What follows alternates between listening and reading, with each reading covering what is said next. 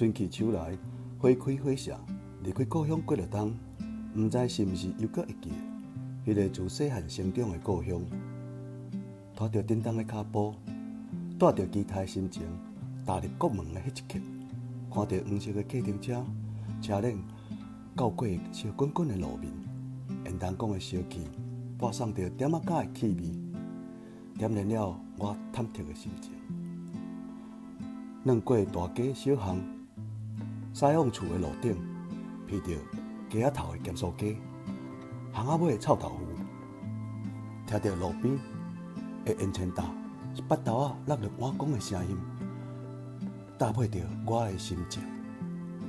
起起落落。看着人客食着蒜头配烟尘，一喙搁一喙，